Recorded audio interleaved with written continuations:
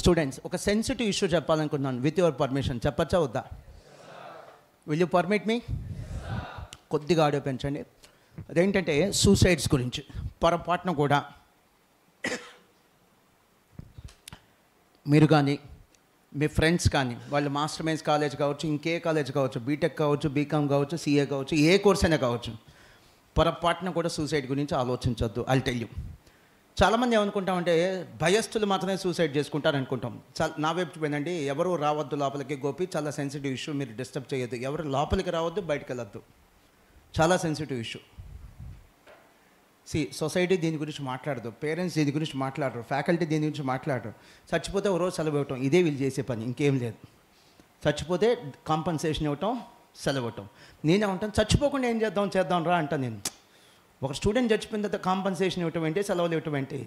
చచ్చిపోకుండా ఏం చేద్దాం? నా ప్రయత్నాన్ని మీరు అర్థం చేసుకోండి. కరెక్ట్ అనిపిస్తే సపోర్ట్ చేయండి. ఈ సూసైడ్స్ గురించి నేను మీతో మాట్లాడాలి. చాలామంది ఏమనుకుంటారంటే భయస్థులు మాత్రమే సూసైడ్ చేసుకుంటారు అనుకుంటాం. కాదు, వాడికి చాలా ధైర్యం ఉంటుంది. మీకు ఒక చిన్న ఎగ్జాంపుల్ చెప్తాను.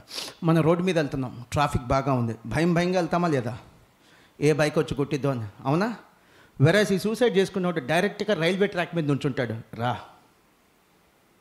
వాడికి ఎంత కరేజ్ ఉండాలి? వచ్చి ట్రైన్ గుద్దిందంటే కనీసం 100 పీసెస్ అయ్యింది బాడీ. వాడికి ఎంత ధైర్యం ఉండాలి? అలానే సపోజ్ ఇప్పుడు మెట్లు ఎక్కి వచ్చా, పైనుంచి కిందకే, కింద నుంచి పైకి. పొద్దున్న నుంచి ఒక 10 సార్లు దిగా నేను. ప్రతి మెట్టు నేను గమనిస్తూ దిగుతున్నా.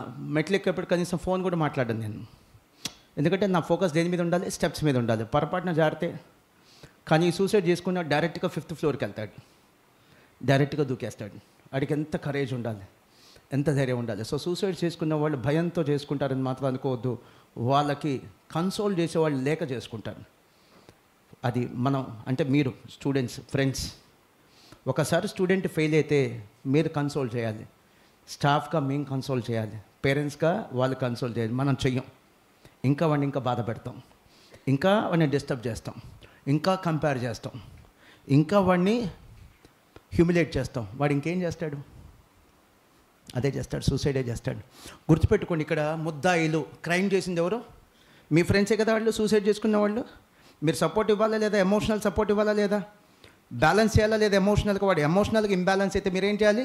బ్యాలెన్స్ చేయాలి. ఎమోషనల్ సపోర్ట్ ఇవ్వాలి.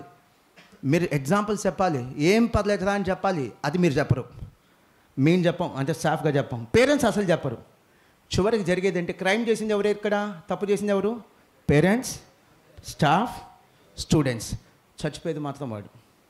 మనందరం బాగానే ఉంటాం. చనిపోయేది ఎవరు? సూసైడ్ చేసుకున్న స్టూడెంట్. అది జరగకూడదనే ఉద్దేశంతో నేను ఇంత చక్కగా, ఇంత ఓపికగా చెప్తున్నాను. We should not be the cause for any suicide. మనం ఏ సూసైడ్కి కారణం కాకూడదు.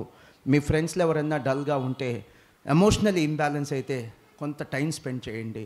మీరు ఒక జీవితాన్ని కాపాడాలి. వాళ్ళకి చెప్పండి. అసలు చదువు లేకపోయినా కెరీర్లో సెటిల్ అవ్వచ్చా? Is it possible? చదువు లేకపోయినా కెరీర్లో సెటిల్ అవ్వచ్చా? Is it possible?